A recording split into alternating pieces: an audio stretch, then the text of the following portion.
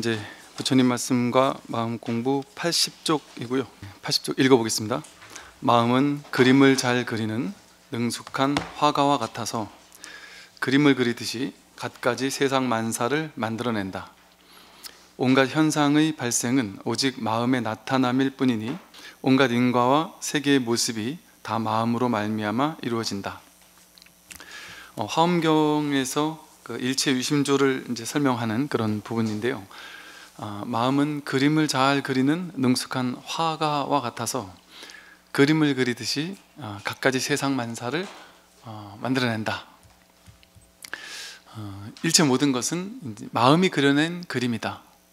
그랬어요.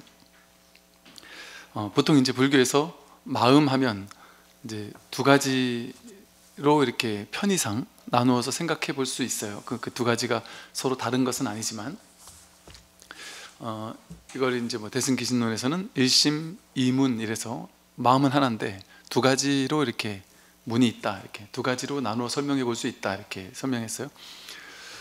뭐 진여문과 뭐 생멸문 이렇게 얘기하기도 하고요. 뭐 중생심과 뭐 진여심 이렇게 얘기할 수도 있을 거예요. 또는 분별심과 무분별심 이렇게도 설명할 수 있어요. 그러니까 우리의 마음인데, 같은 마음인데 분별의 측면으로 쓰는 마음이 있고요, 또 무분별지의 측면으로 어떤 확인할 수 있는 마음이 있다. 이거에 쉽게 말하면 마음은 하나예요. 그 마음이 뭐냐면 물이란 말이에요. 물을 마음이라고 했을 때, 이 바다가 있을 때 바다가 물이잖아요. 바다인 측면이 있고 파도인 측면이 있다. 근데 바다는 하나잖아요. 바다는 하나인데 바다 위에 드러난 파도는 이제 서로 다른 모양을 가지고 있겠죠. 또 인연 따라 다른 모양을 막 그려내겠죠. 그리고 파도는 작은 파도 있고 큰 파도 있고 서로 이렇게 다른 것처럼 이제 보일 수 있죠. 바다도 물이고 파도도 물이에요. 한 마음이란 말이죠. 바다도 마음이고 물도 마음이란 말이죠. 즉 진여심도 이 마음이고 생멸심도 마음이에요. 그러니까 우리들의 분별심도 마음이고 무분별심도 마음이란 말이죠. 근데 이제 편의상 우리가 경전을 이해할 때는 이것이 분별심을 얘기하는 건지 혹은 무분별심을 얘기하는 건지를 좀 이렇게 구분해서 보면 이제 경전이 조금 더 경전에 대한 이해가 깊어지겠죠. 화엄경에서 말하는 이 일체유심조라는 것은 이제 진여심의 마음을 이제 뜻하는 거죠, 일반적으로는. 그래서 이 세상 모든 것은, 만물은 마음 위에서 드러난다. 마음 위에서 드러난다. 바다 위에 파도가 치듯이 파도가 전부 다 우리들의 물질적인 몸, 마음, 느낌, 의지, 의식, 이게 다 파도고요.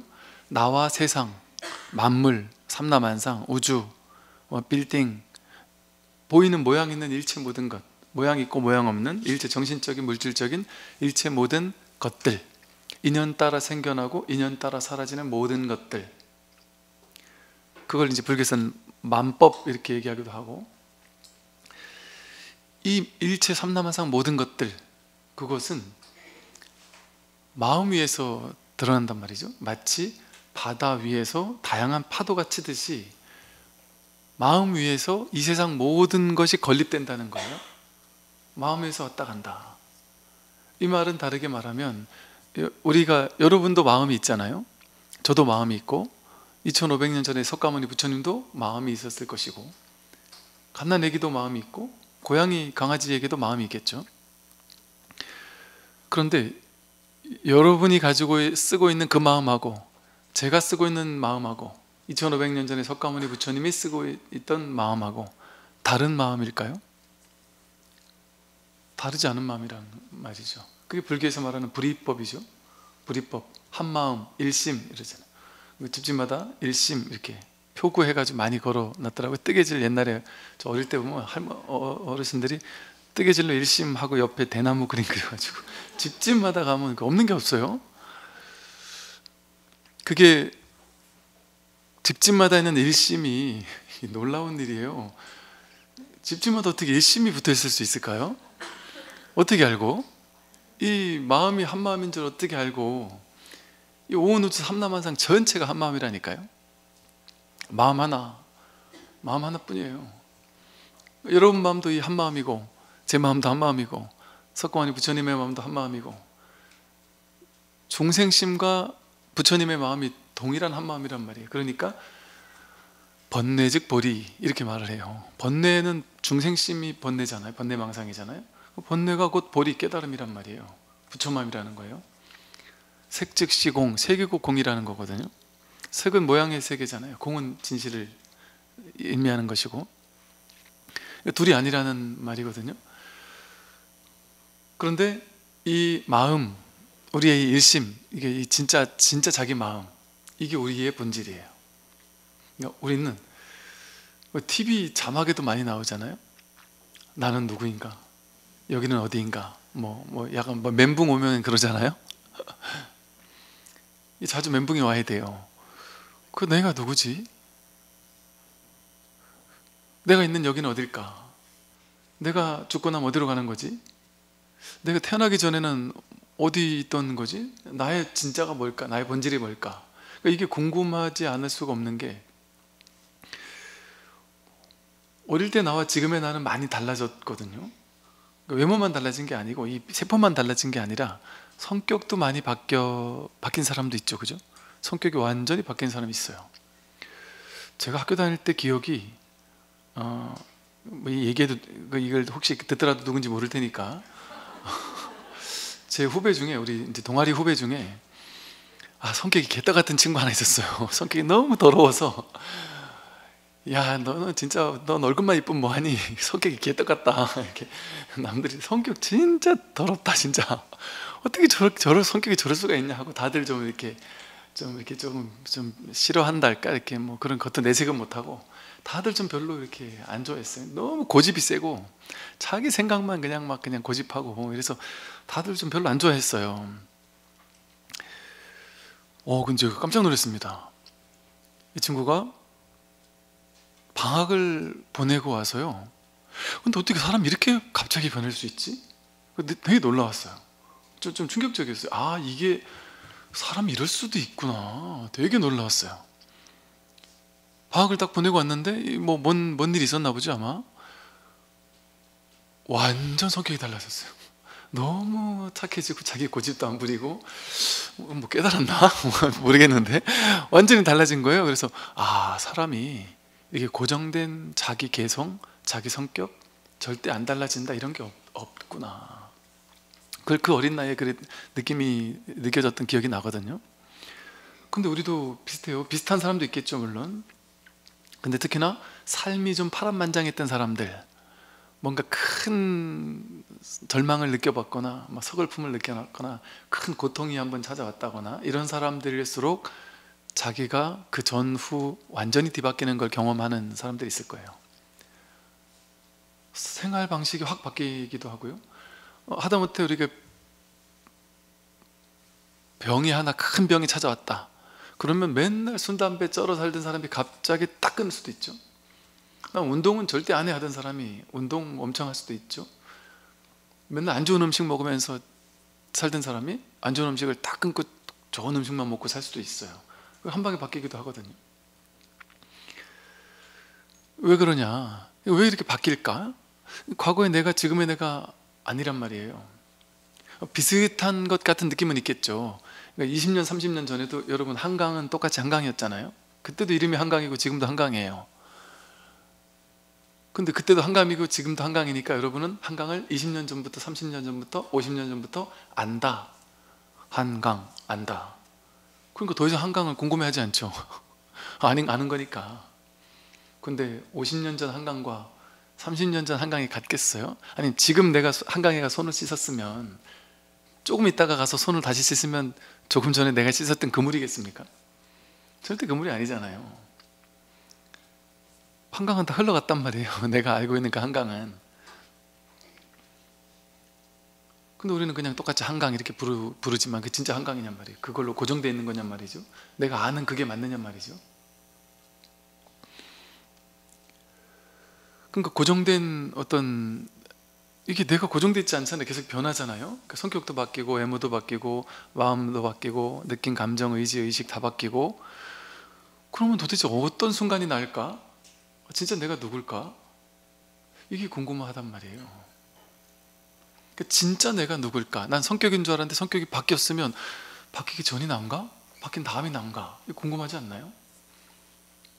젊었을 때 막 예쁘고 사람들에게 사랑받던 그 외모가 그게 난가? 아니면 예를 들어 나이가 들었는데 몸도 아프고 이러니까 사람들이 그런 충격받는 분들 계시거든요. 젊을 때 잘 나가던 분들이 퇴직하고 나서 힘없으니까 아무도 안 찾아오더라. 그러면서 막 그냥 세상 사람들 욕을 하는 사람들이 있어요. 내가 힘있고 능력 있을 때는 그렇게 나한테 와서 아부를 그렇게 하던 놈들이 말이지, 내가 딱 힘없어지니까 나를 쳐다도 안 보고 내가 골프장 가면 슬슬 도망간다, 이렇게 얘기를 한단 말이죠. 근데 다 그렇지 않거든요. 진짜 자비를 베풀었던 사람은 나중에 오히려 더 찾아가죠. 사람들이 그럴 수도 있죠. 남들 욕은 할 줄 알아도 자기를 돌아보지는 못하죠. 도대체 그 힘 있을 때가 난가? 힘 없어가지고 아무도 나를 신경 쓰지 않고 나를 거들떠보지도 않고 이럴 때가 난가? 그러니까 진짜로 우리 젊었을 때는, 내가 젊고 잘 나갈 때는 그게 나 같거든요. 그게 나 같아서 나라는 정체성이 거기에 딱 이렇게 묶여 있어요. 그래서 사람들이 나를 약간 과시하는 것만 봐도 욱 하는 마음이 올라올 수 있어요. 야, 저 사람이 내가 누군지 알고 저렇게 과시하지? 그러니까 보통 이제 처음 보는 사람을 만나면 우린 대부분 이제 명함을 주든지 아니면 내가 누군지를 일단 어필을 해야 되잖아요. 어필을 해야 돼. 내가 뭐 하는 사람이고 누구 어떤 사람이다. 왜? 어필을 해야 이제 나를 무시 안 하니까, 나를 존중할 거니까, 이런 느낌적인 느낌을 가지고 있단 말이죠. 그러니까 이제 내가 누군지 내 명함에 적힌 거를 막 읽는단 말이죠. 그런데 그걸 나라고 생각하는 사람들은 나중에 그 명함에 적히는 문구들이 사라졌을 때, 그거 잠깐 적히는 거잖아요. 젊고 생생했을 때 뭐 어느 대학 나왔다, 뭐 어느 회사를 다니고 어느 직함에 있었다, 그거 뭐 한창 잘 나갈 때 그때 잠깐 명칭이지. 그것이 그 잠깐 명칭이잖아요. 그 영원한 게 아니죠. 근데 그건 반드시 사라지거든요. 근데 사라질 때 그걸 나와 동일시하던 사람은 너무 오랫동안 거기서 헤어나오질 못해요. 제가 군에 있을 때 어떤 장군분이 진짜 소박하고 소탈하고 그냥 너무 그냥 전혀 장군이라는 상이 없는 그런 분이 계셨는데, 당신 꿈도 되게 소박해서, 꿈이 당신은 그냥 어디 시골에 가서 작은 아파트 이제 관리인 같은 거 하면서 이렇게 왔다 갔다 청소도 하고, 그러면서 아파트 사람들이 이렇게 보면은 와, 아파트가 관리소장님 모시고 너무 깨끗해졌어요 이러면서 아파트 사람들하고 막 이런저런 농담 주고받으면서 그러고 노후를 보내고 싶다 뭐 그러더라고요. 그런데 이제 또 어떤 분들은 그런 분도 있죠. 이게 전역한 지 한 30년이 지났는데도 여전히 어디 가서 나를 이제 장군님하고 불러야 되는 거예요. 뭐 그것을 뭐 탓한다기보다도 그렇게 어떤 과거에 우리는 그걸 나와 동일시하는 거죠. 한번 그거면 영원히 그거라는 어떤 생각을 하죠. 근데 이게 이제 어떤 실체적 사고방식일 경우에 이럴 수밖에 없거든요. 뭐 이건 제가 이제 뭐 그냥 비교하기 위해 하는 거예요. 뭐 비난하는 건 아니고요. 제가 이제 친한 신부님과 대화를 나누다 보니까 그럴 수 있겠구나. 기독교는 약간 하나님은 절대잖아요. 절대고 이게 선악이 딱 분명하고 이게 나뉘는 어떤 이런 게 명확하다 보니까 인연 따라 사람이 신부님이 됐다가 신부님 아닌 사람도 됐다가 이런 게 아닌 거예요. 한 번 신부님이 되면 신부님이라는 그 어떤 영원성, 절대성, 그게 그 사람에게 이미 딱 주어져 버린 거예요. 그래서 신부님이 이제 뭐 약간 사고를 쳐가지고 나갈 일이 있어도 이제 슥 하면서 조용히 나가더라도 본인은 어쨌든 신부인 거예요. 공식적인 건 잘렸더라도 일단 신부라는 거 어떤 이게 유지가 된다고 그러더라고요. 그래서 이게 이제 문화적인 어떤 차이, 이게 불교랑은 좀 차이가 있구나. 불교는 그런 게 아니거든요. 여러분이 그 머리 휙 깎고 승복 입으면 스님이에요. 물론 이제 그것도 이제 나름 절차가 있지만 부처님 당시에는 그랬어요. 사실은 지금은 막 온갖 절차가 있잖아요. 행자 교육 받아야 되고 뭐 스님한테 은사 스님한테 뭐 교육 받고 뭐 여기다가 뭐 이렇게 불로 지지고 뭐 이렇게 해야 되잖아요. 부처님 당시에는 그냥 평범한 사람이 부처님 저 출가하겠습니다. 그럼 부처님이 오라 비구요. 그래 잘 왔다. 근데 이제 스님이다.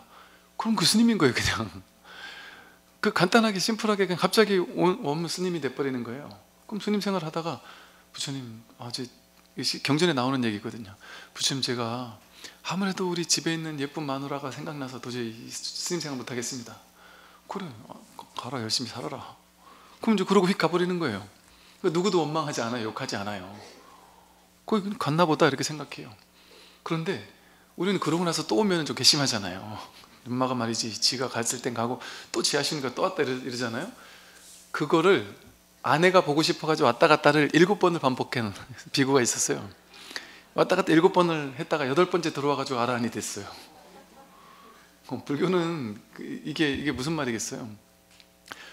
그 사람에게 출가자라는 뭐 수행자라는 어떤 고정된 정해진 실체 이런 게 없어요. 실체적인 어떤 그런 요건 이런 게 없어요. 자아가 없으니까. 나라는 실체적 자아 이런 게 없어요.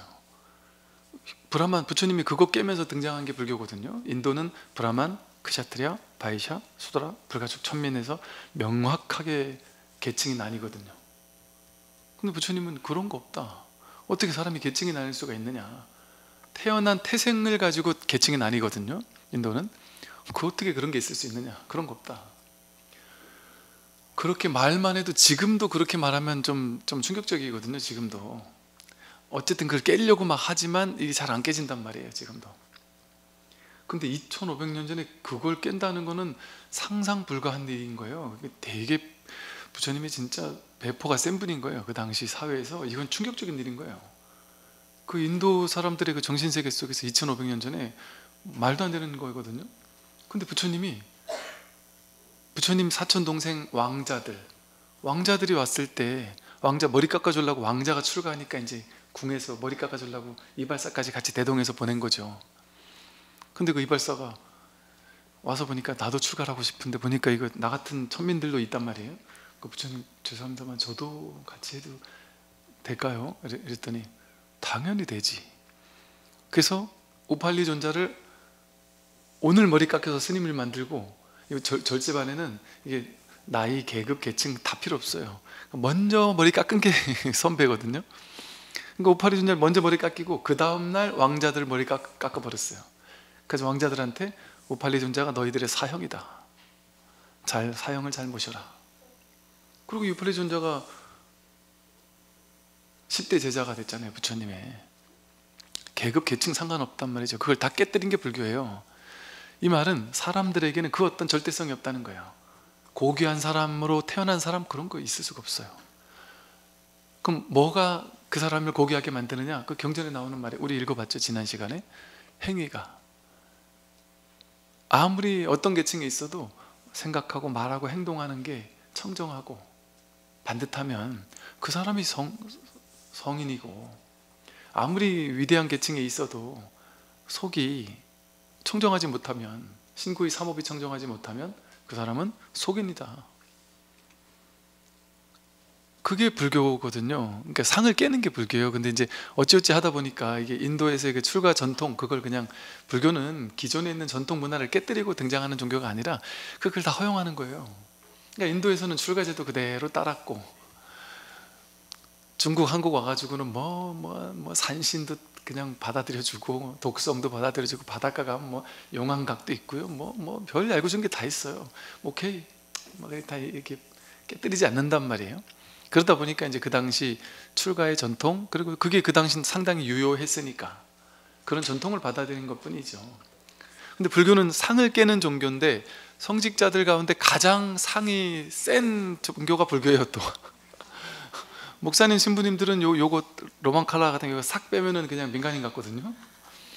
그 우리 군에 있을 때 군종 장교도 목사 신부 스님들 모이면 이게 군복 있을 땐 똑같지만 이렇게 딱 자기 성직자 옷 입고 있다가든 이렇게 그분들 요거만 딱 빼면 그냥 양복 같아가지고 뭐 그냥 어디 식당 가서도 별 티가 안 나는데 우리는 뭘 어떻게 할 수가 없는 거예요. 이게 너무 확 티가 나니까. 그 머리까지 깎고 이러니까 이게 상이, 이게 성직자라는 상이 엄청나게 이게 세지 않을 수가 없는 거예요. 왜? 중생세간은, 아니 스님들도 중생 아니에요. 중생세간은 이 보이는 모양 이거 되게 많이 휘둘리거든요. 되게 많이 끄달리거든요. 이게 참 어찌 보면 아이러니죠. 상을 깨는 종교에서 스님들이 상이 확실히 일반인과 확 달라버리는 불이법이 아닌 것 같은 뭐. 근데 이제 그거는 하나의 문화죠. 문화. 문화로 받아들이면 돼요. 거기에 그런 실체가 있다고 생각하면 절대 안 돼요. 왜 제가 이런 얘기를 자꾸 많이 하느냐면요, 제가 출가 전에 그랬거든요. 출가 전에 나 같은 사람이 뭐 이런 생각을 많이 했어요. 그런데 제가 깜짝 놀랐다니까요. 제가 그 대학 다닐 때 공동묘지 주변에 살았거든요. 이제 집 싼 데를 가다 보니까 그 막 무섭기도 하고 뭐 이랬었단 말이에요. 그런데 제가 출가를 하고 나서 뭐 이런저런 뭐 기도하다가 또는 뭐 꿈에서도 그렇고 뭐 이런저런 뭐 경계 같은 것들을 많이 막 체험하고 있는데, 그럴 때마다 그 전에는 되게 두려웠거든요. 그렇게 뭐 수행하다가도 뭐 이상한 게 나타나고 막 이러면 되게 두렵고 무섭고 해서 막 이렇게 다시 막 빠져나오기도 하고 막 이런 경험들이 있었는데, 저는 이제 사실 이렇게 출가를 처음 해서 그 얘기 몇 번 했잖아요. 저희 인사 스님께서, 왜? 인사 스님은, 큰 스님들은 그냥 본인이 도가 있으니까 형식에 구애받지 않는 거예요. 우리들 입장에서는 형식이 중요하잖아요. 근데 큰 스님들은 형식이 중요하지 않아요. 그러니까 딴 사람들 보기에는 정말 어이가 없는 일인데, 저 인사 스님은 제가 이렇게 왔는데 이제 뭐 제가 너 내 상자 해라. 그래서 좋습니다. 그랬더니 바로 머리를 이렇게 깎더니 바로 이제 승복을, 행자복을 안 주고 승복을 주더라고요. 근데 그 다음날 이제 사시불공을 하라고 그래요. 사시불공을 어떻게 해요? 그랬더니 저 스님한테 가서 배우라고. 그 옆에서 따라서 이렇게 좀 배우고 2, 3일 있었나? 한 2, 3, 며칠 안 있었, 이런 얘기 하면 안 되는데 얼마 며칠 안 됐는데, 이 그냥 차라리 기도를 하라면야 뭐 책 보고 어찌든 따라 읽으면 되는데, 며칠 안 됐는데 누가 이제 돌아가신 분이 신도님 중에 생겼는데 그 장지를 따라가가지고 기도를 해주고 오라는 거예요. 머리가 아프게 장지에 가서 뭘 어떻게 기도를 해줘야 되는지를 모르는데, 그거 배우면 돼. 옆에 스님이 또 하나하나 산에 가서, 산소에 가서 뭐 이걸 하고, 땅을 파가지고 화가 날 때는 이걸 하고 하면서 뭐 하나하나 가르쳐 주는데, 와, 너무 모르겠더라고요. 벌벌 떨리고 20대 중반밖에 안 됐는데, 거기서 그분들이 이제 이럴 때 어떻게 해야 돼 하고 자꾸 묻잖아요. 나는 뭘 모르는데 자꾸 모르니까 제가 잠깐만요 그리고 책을 찾아보다가 이 책이 안 나오는데요 이렇게 얘기를 했거든요. 그때 그분이 저한테 했던 말이 지금도 기억이 나요. 그럼 캬거리면서 스님이 지금 너무 저기 책이 안 나온다는 말은 이거 너무 하는 말씀 아니세요?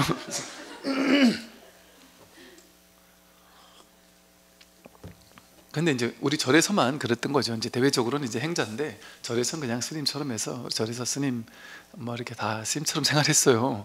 근데 그게 왜 가능했겠어요? 다 알아요, 동네방네.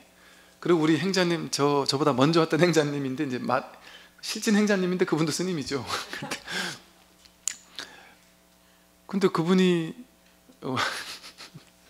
뭐 더한 것도 있으니까 뭐 그래서 우리는 뭐 하여간 되게 그랬어요. 근데 그걸 가지고 그 누구도 뭐라고 안 그런 게, 그 부처님도 그렇게 사신 거 아니에요? 부처님 오라 비구에 하면 끝이었잖아요. 그러니까 옛날 큰 스님들은 그러고 살았단 말이에요. 그러니까 큰 스님들에게는 형식, 절차, 뭐 의례, 의식 이런 게 필요가 없어요, 사실은.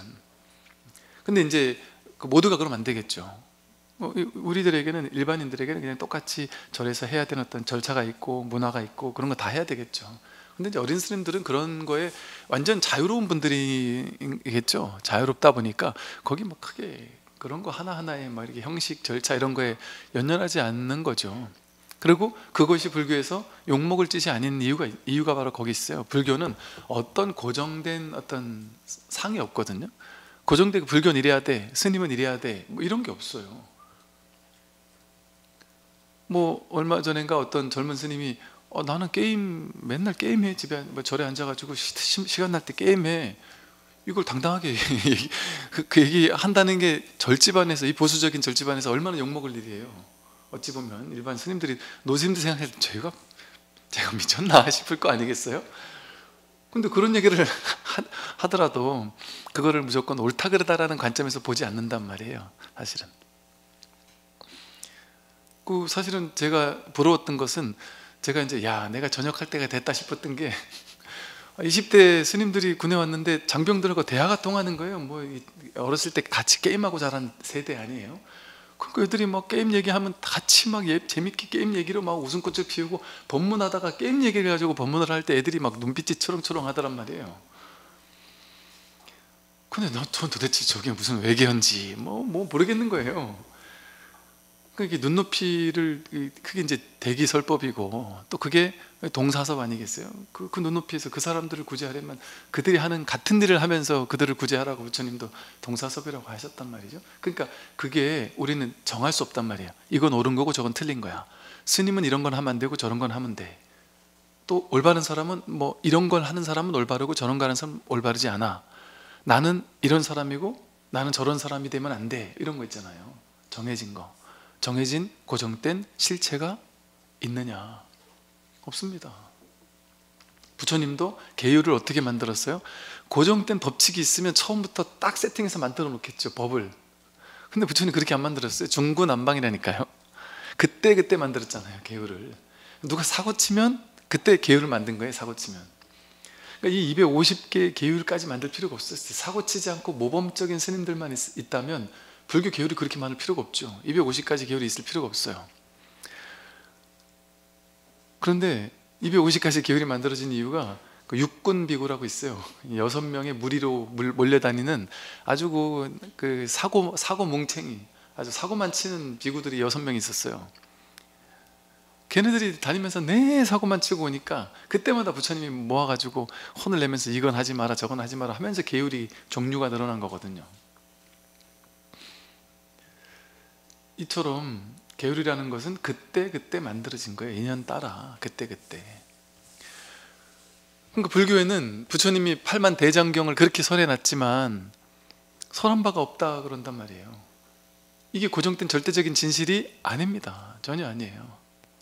다 버려도 되는 무방한 거란 말이에요. 자기가 법이 있으면 뭐랄까요? 법이 없을 때는 내가 8만 대장경을 공부해가지고 그걸 이렇게 설명을 해야 돼요. 근데 내가 법이 있어버리면 8만 대장경이 다 버려도 괜찮아요. 입만 열었다 하면 법이 드러나니까. 부처님이 입만 열었다 하면 그게 다 법인 거 아니에요. 어떤 책 제목에 보니까 나는 뭐 붓을 던지기만 해도 그림이 된다 뭐 이러던데, 부처님은 입만 열었다 하면 법문이 되잖아요. 사람들이 어떤 얘기를 하더라도 거기 맞춰서, 그러니까 저 법륜스님만 해도 어때요? 그냥 아무나 뭔 질문이라도 해라 그냥 얘기한단 말이에요. 그러니까 그게 불교지, 어떤 고정된 불교는 이런 거야 라고 정해진 어떤 언어 개념으로 불교를 정할 수 없어요. 경전 속의 불교의 진실을 가둘 수 없어요. 법이 있으면 이렇게 얘기해도 좋고 저렇게 해도 좋고, 또 방편으로는 이렇게 얘기해도 좋고 저렇게 해도 좋고, 그러나 방편이 아닌 자리에서 본다면 아무리 근사치로 가깝게 법을 설했어도 다 틀린 거예요. 깨려고 생각하면 싹 다 틀린 거예요. 왜? 말은 올바를 수 없는 거예요. 말의 낙처가 중요한 것이지. 그러니까 불교에서 적어도 불교 공부하는 데서는 옳으냐 그르냐, 맞냐 틀리냐, 어떤 언어, 어떤 개념 교리화시켜서 딱 고정시켜가지고 이것만이 진리야 해서 믿고 이런 게 있어서는 안 되는 거죠.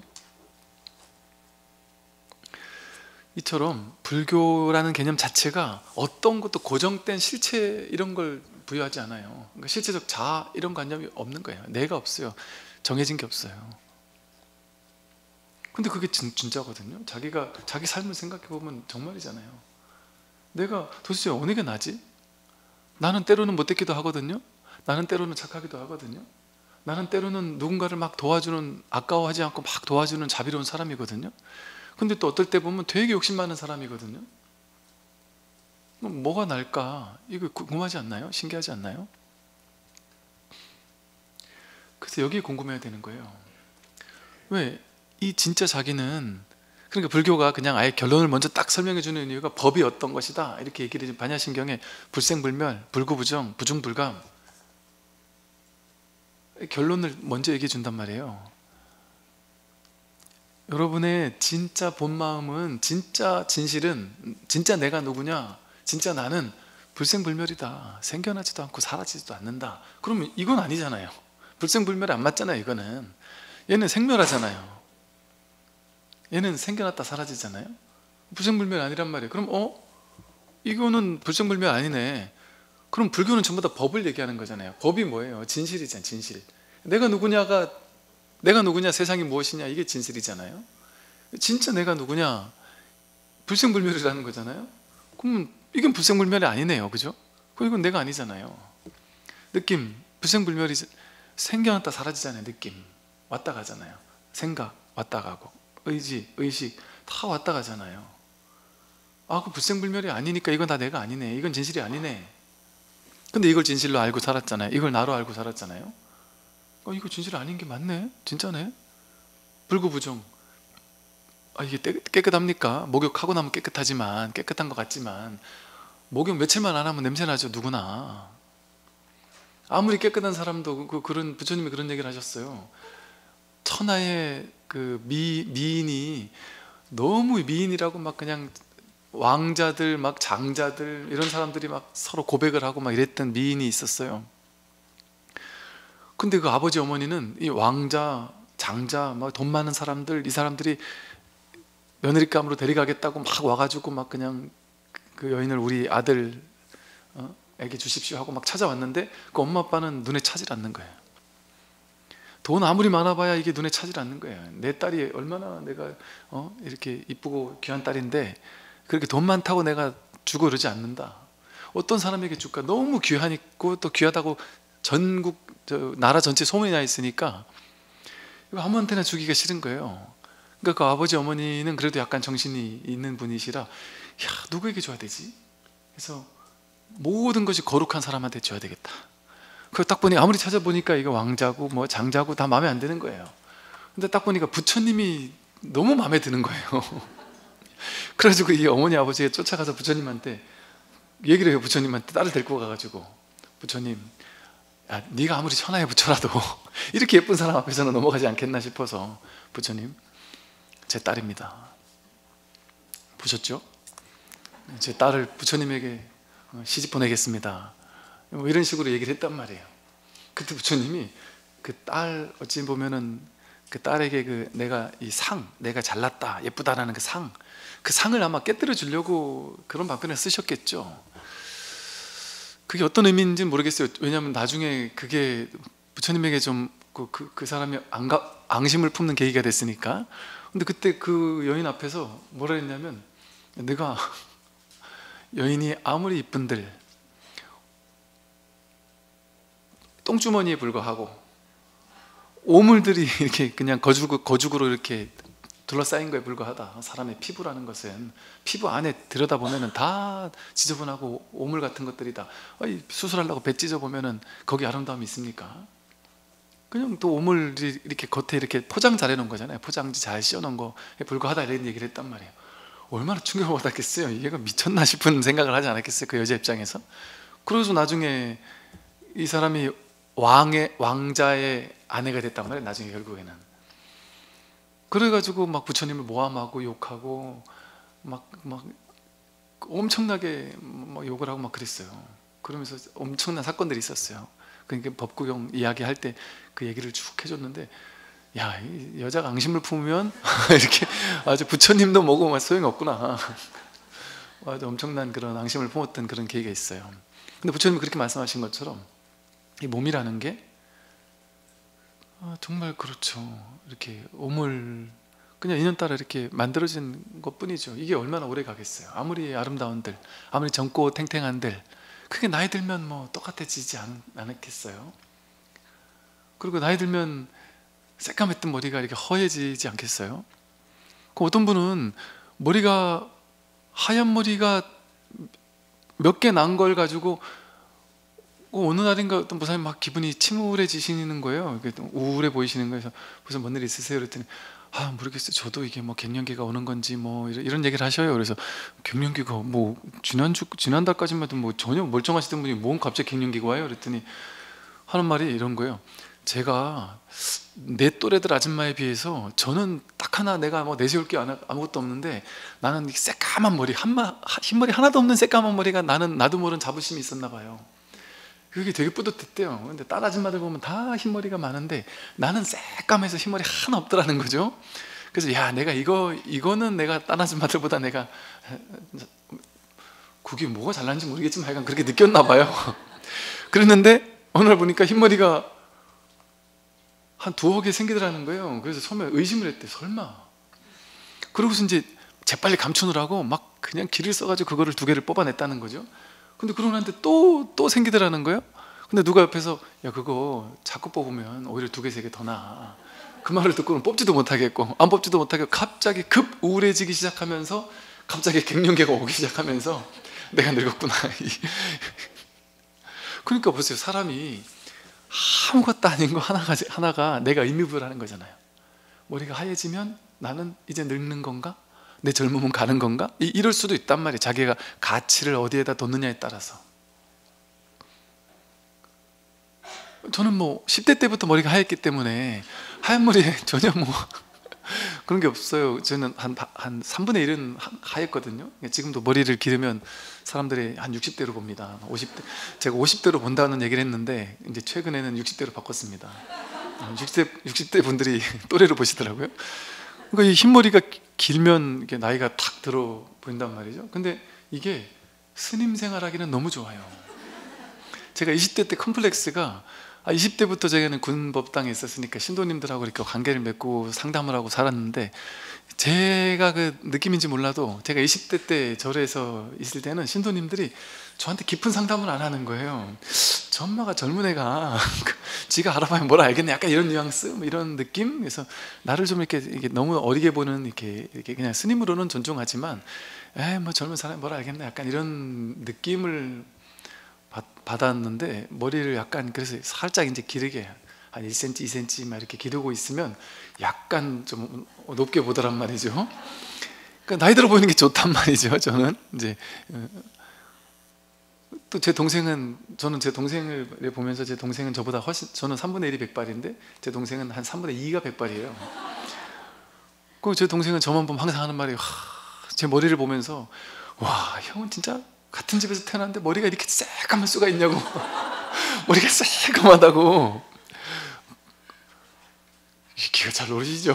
남들이 듣기에는. 근데 그러고 자라니까 저는 뭐 흰머리에 대한 스트레스가 없었단 말이죠.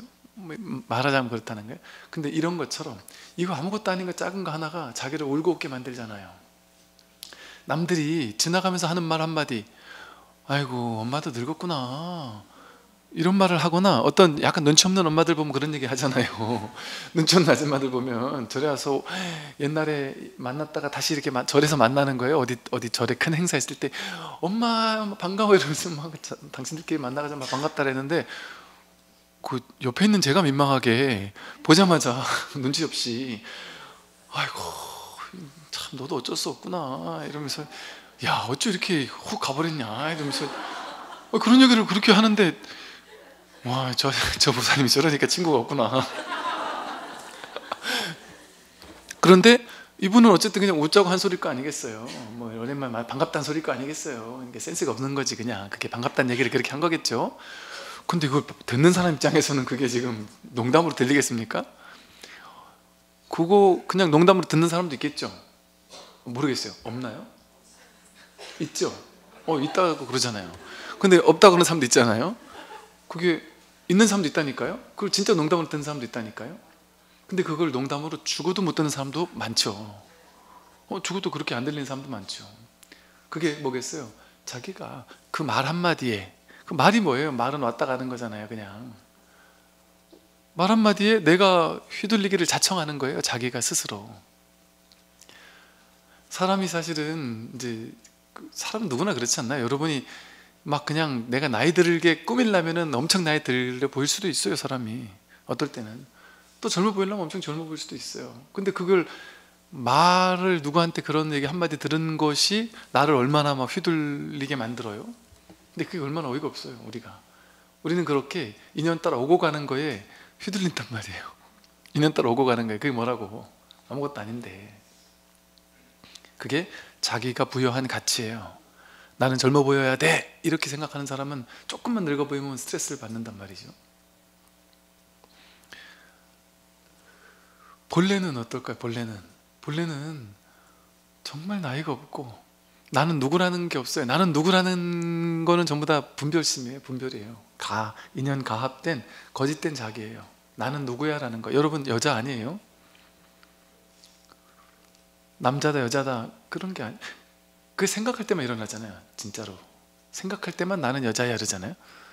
또 생각할 때만 나는 뭐 나이 들었어 이러잖아요. 생각 없으면 나이가 있습니까? 나이 생각 안 하고 살잖아요. 평소에 그냥 나이 생각 안 하고 살아요. 그러다 문득문득 누가 나이 얘기할 때만 그냥 내가 나이 그리 됐나? 이러는 거지. 나이가 없어요. 사실은 한 생각 일어날 때 나이가 등장해요. 그럼 그게 어떻게 진짜예요? 그리고 기억상실이 와서 나이를 잊어버렸다. 아니면 옛날 어르신들 보면 나이를 몰라요. 잘. 그래서 저희 아버님만 해도 그러시거든요. 당신 나이를 당신이 잘 모르세요. 그래서 아버님 친구분들을 보면요, 옛날 제가 어릴 때 아버님 친구분들을 보면 이 친구 만나도 친구고 저 친구 만나도 친구고 저 친구 만나도 친구고 다 친구여서 분쟁을 삼더라고요. 아버님 때문에. 한 10살 위아래가 다 친구예요. 이 사람한테는 나 50이야 이랬다가 저 사람한테는 나 60이야 이랬다가 막 왔다 갔다 하세요. 나중에 와서 야 너 안 되겠다, 나 정체를 밝혀라. 그러면 내가 그 주민등록상은 몇 살로 돼 있는데 부모님이 어릴 때 돌아가셨는데 그 부모님의 말을 전해 들었던 어떤 친척이 나한테 해준 얘기를 들어보면 그때 부모님이 당장 태어나자마자 주민등록을 올리질 못해서 몇 년 있다가 올렸다더라. 근데 그게 누구 말 들어보니까 한 3, 4년 있다 올렸다는 얘기도 있고 또 어떤 친척 얘기로는 한 7, 8년 있다 올렸다는 얘기도 있고 막 이러니까 당신도 모르는 거예요. 그냥. 그럼 당신이 정확히 몇 살인지 모르세요. 엄밀히 말하면 모른다 그러시더라고요. 근데 그 어느 정도를 모르시는데, 그러니까 대략 10년 왔다 갔다가 인 건 분명해.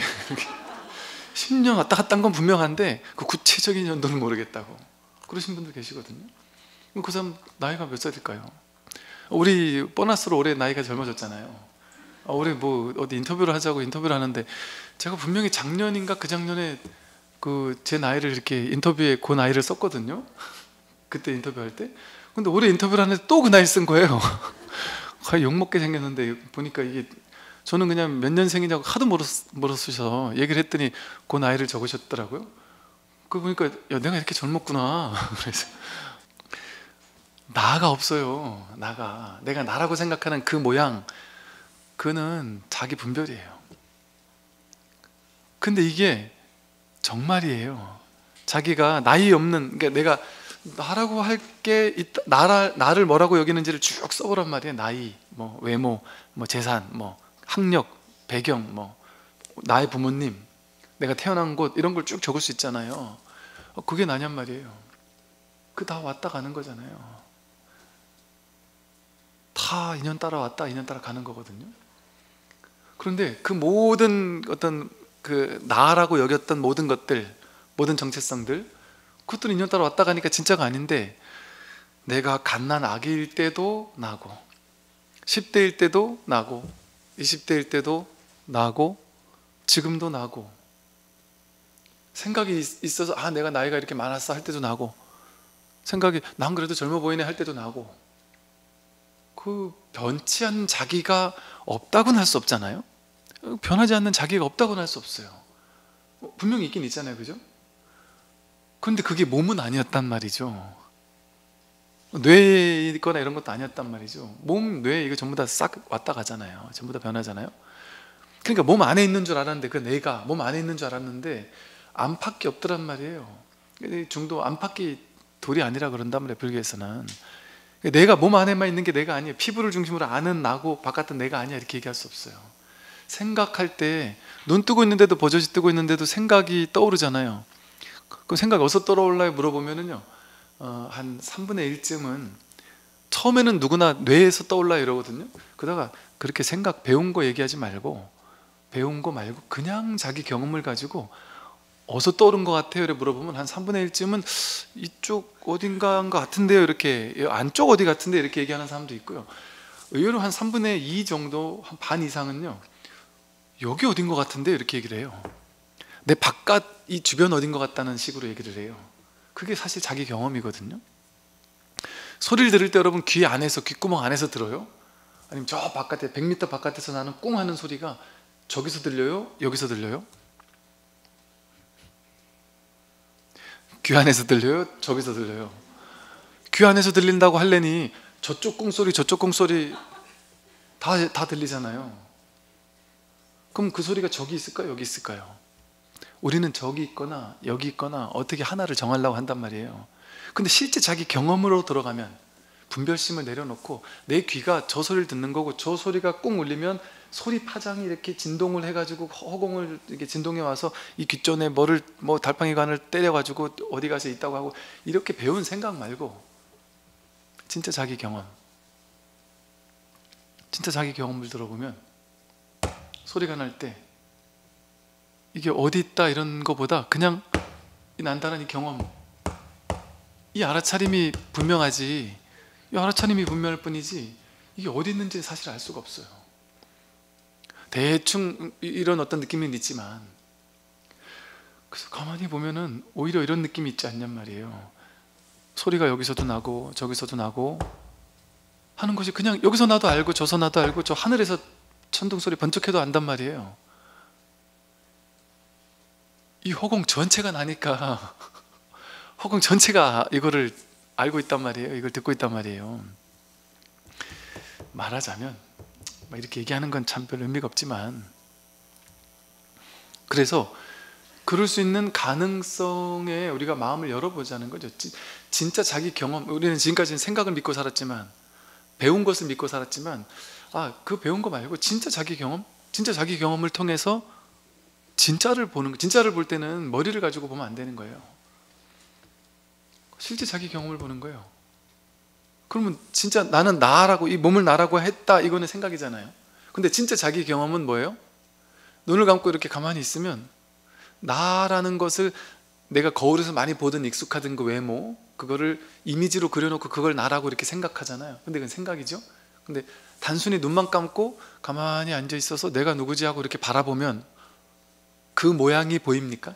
직접 자기 경험으로 보면, 거울 없이 직접 자기 경험으로 자기를 이렇게 바라보면 그 모양 안 보이죠. 남자거나 여자의 모양 안 보이죠. 거울에 비치던 그 모양 안 보이죠. 실제 경험되는 건 뭐가 경험돼요? 얼굴이라고 내가 이름 붙인 어디를 이렇게 경험하면, 얼굴이란 건 모르겠는데 그냥 여기 어딘가에서 뭔가 이렇게 따끔거리고 뭐가 이렇게 들락날락하고 어떤 열기도 느껴지는 어떤 이런 뭔가가 알아차려질 뿐이죠. 몸의 열기 같은 게 이렇게 알아차려질 뿐이고, 엉덩이 이렇게 무게감 같은 게 알아차려질 뿐이고, 그러다가 어때서 소리가 나면 그 소리가 알아차려질 뿐이고, 그러면 내 몸에서 꼬르륵 하면 꼬르륵 소리가 알아차려지기도 하고, 그러면 보세요. 내 몸에서 꼬르륵이 알아차려졌어요. 근데 요 바로 앞에 이렇게 앉아 있는데 요 위에 강아지나 고양이가 내 위에 앉아 있었다. 그럼 강아지나 고양이 뱃속에서 꼬르륵을 많이 했다. 그러면 눈을 감고 가만히 그냥 관하고 있을 때 그 소리가 안에서 난 소리와 밖에서 난 소리가 내가 아니다 밖이다, 이건 얘에게서 난 소리야 나에게서 난 소리, 이렇게 분별하니까 그렇지만, 사실은 그 분별이 이전에 먼저 확인되는 건 뭐냐면 꼬르륵, 이게 먼저 확인되잖아요. 그러고 나서 이제 내 뱃속에서 난 걸 거야, 이건 얘 뱃속에서 난 걸 거야. 그 다음에 산생각 일으켰을 때 그게 분별되거든요. 근데 첫 번째 자리에서 그냥 꼬르륵이 확인된단 말이에요.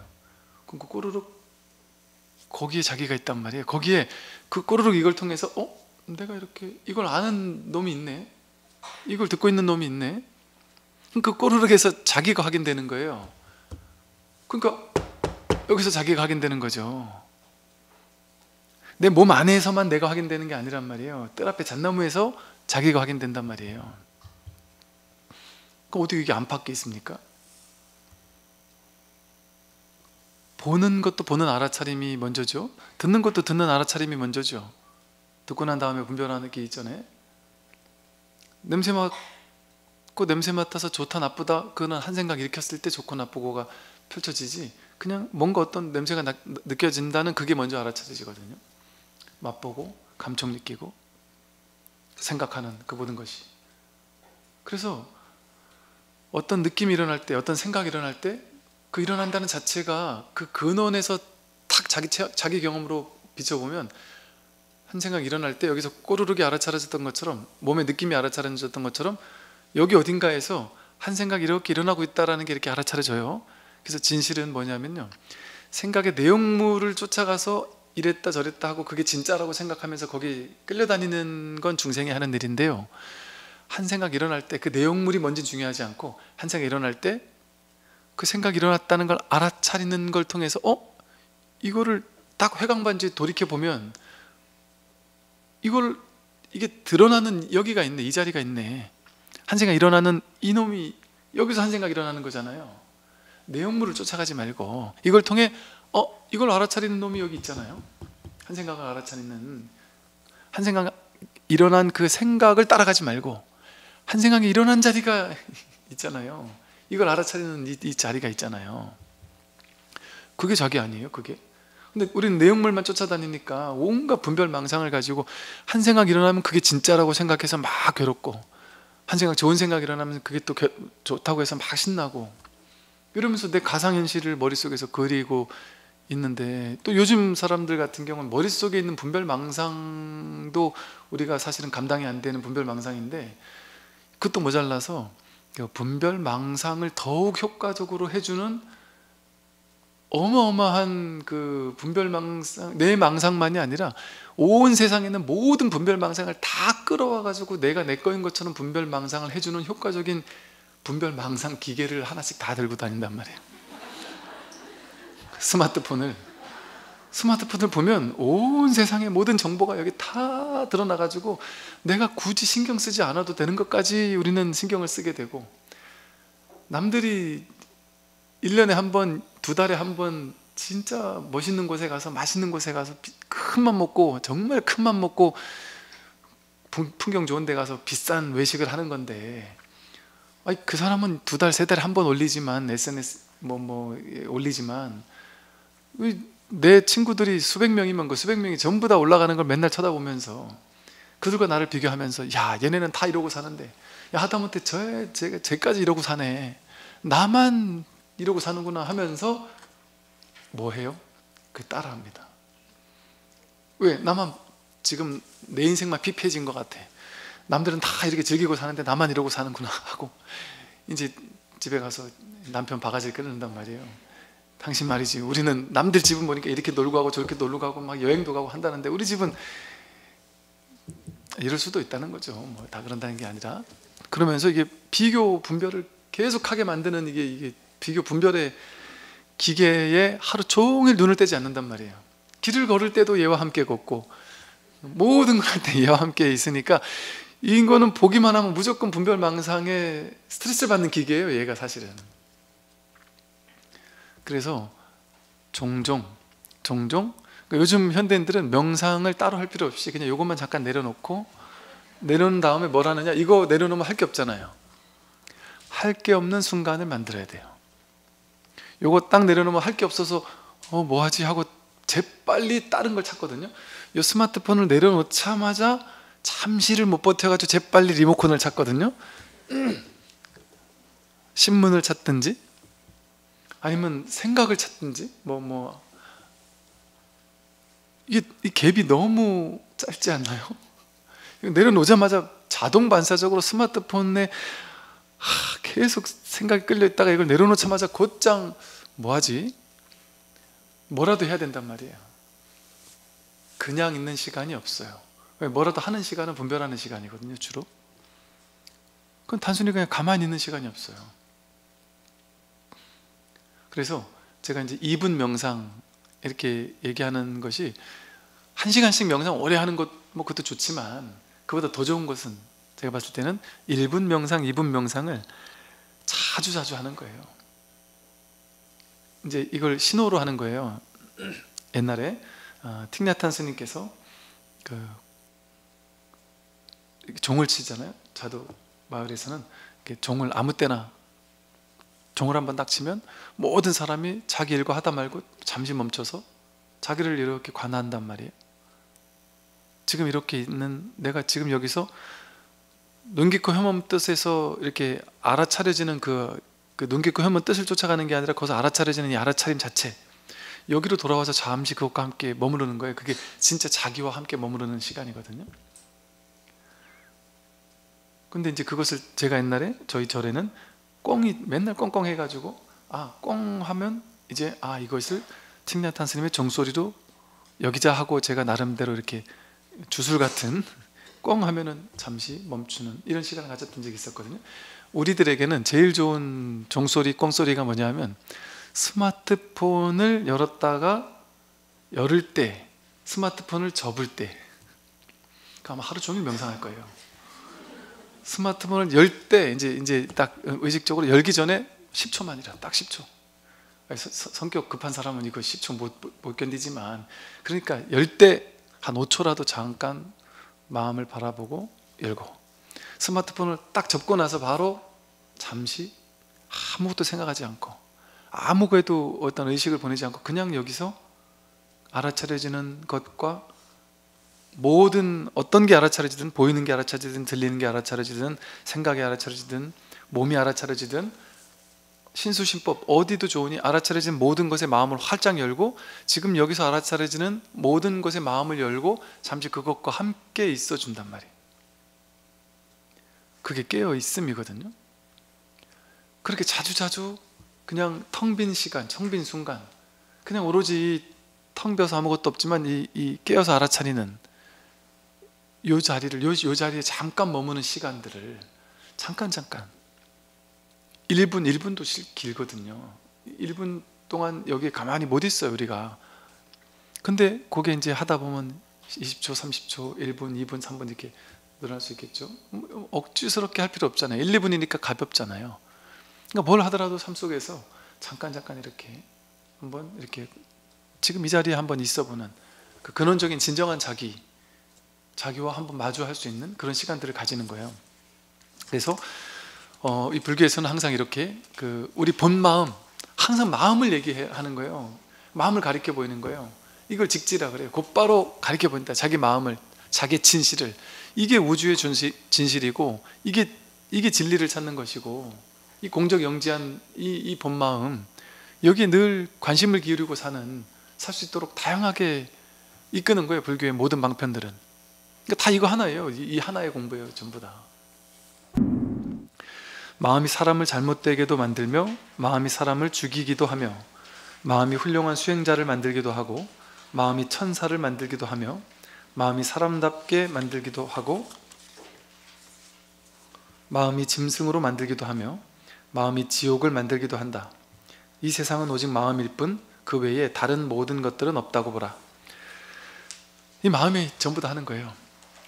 마음이 여러분을 만들기도 하고, 하늘과 바람과 구름과 들과 모든 것을 이 마음이 만들어요. 천천히 마음 위에서 드러나는 거예요.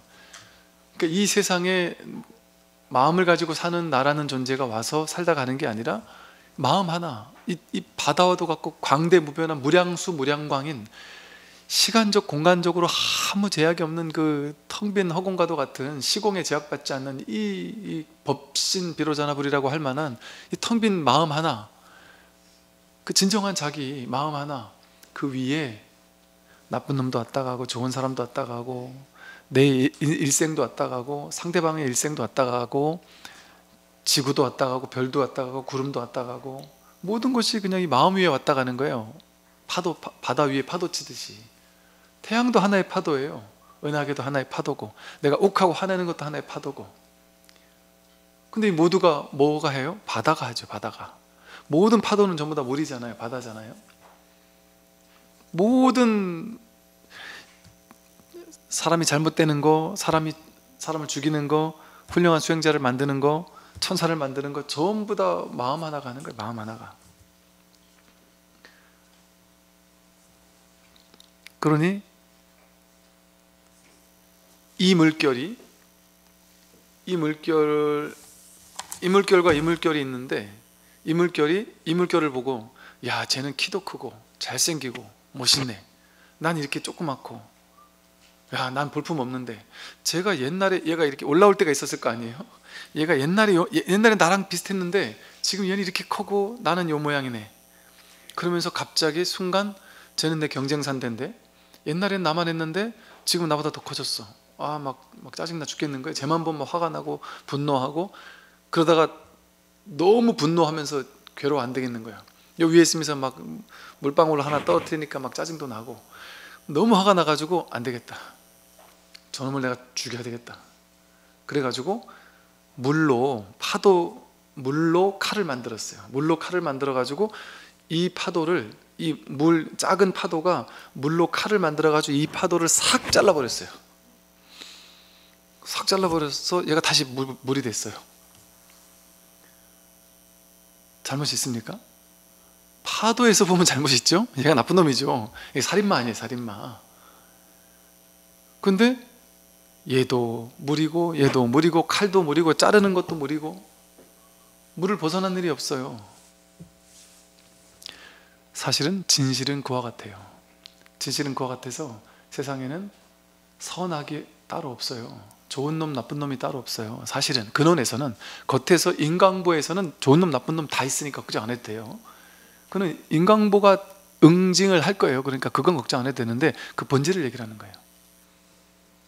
본질에는 선악이 없고 좋고 나쁜 놈이 없어요. 전부 다 하나의 물뿐이에요. 하나의 부처뿐이에요. 듣기시겠지만 심지어 김정은, 푸틴도 하나의 물이란 말이에요. 물에서 나온 거예요. 나쁜 놈도. 그러니까 여기서 마음이 나쁜 놈도 잘못되게도 만들고 사람을 죽이기도 하고 훌륭한 수행자도 만든다 그러잖아요. 이게 다 마음이 하는 거예요. 부처는 그 사람의 모양을 보는 게 아니고, 상을 보는 게 아니고 그 본질의 마음을 보는 거예요. 그러니까 앙굴리마라 같이 천하의 나쁜 놈 연쇄살인마도 가서 구제를 해주는 이유가 뭐겠어요? 그 모양을 보는 게 아닌 거예요. 그 사람의 근본 성품을 보는 거죠. 그러니까 우리가 일체 중생을 근원에서는 용서해 줘야 되는 거예요. 겉으로 드러나는 그 죄는 응징하더라도, 죄는 미워하더라도, 사람은 미워하지 마라 하는 게, 죄는 미워하더라도 그 진짜 참사람, 그 죄의 겉에 드러난 모양, 인과응보 그 이면에 있는 그 사람의 본질, 그것은 나와 다르지 않은 참성품을 함께 쓰고 있으니까 겉에 드러나는 것은 응징하고 법적으로 재판도 하고 할 건 다 해야 되겠지만 근원에서는 그 모두가 뿌리가 다르지 않다라는 사실을 깨달아야 하는 거죠. 그렇게 되면 선악 그 너머를 이야기하게 돼요. 그러니까 이 진리는 선악을 얘기하면서 선은 갈고 닦아야 돼, 악은 버려야 돼, 이렇게 얘기해서 선을 갖고 닦기 위해서 열심히 애쓰도록 하고 악은 버리기 위해서 열심히 애쓰도록 만드는, 그래서 선을 실천한 사람과 악을 실천한 사람을 둘로 나누는, 이거는 진짜 진실에 가까운 가르침이 아니에요. 뭔가 자꾸 하라는 거, 이거 좋은 거니까 자꾸 해. 너는 잘했구나, 상 주고. 넌 못했구나, 지옥 갈 거야 하고 상벌 주고 이러는 게 사실 그게 좋은 가르침이 아니에요. 사람을 자꾸 뭔가 하게 하잖아요. 물론 그 이제 방편으로 그렇게 하는 거는 인정이죠. 왜? 다 그래서 방편으로 그렇게 하는 거예요. 방편으로 현실 사회를 이렇게 밝게 만들어야 되니까 종교의 대사회적 역할인 거죠. 그건 어찌 보면. 그러니까 선악을 지키도록 이렇게 하는 거예요. 그게 또 그 조직을 잘, 종교단체라는 조직을 잘 유지하기 위해서는 현실적인 법칙도 필요하니까. 근데 그 근원을 놓치지 않아야 되는 거죠. 근원에서는 선악이 본래 둘이 아니구나 하는 이 진실을.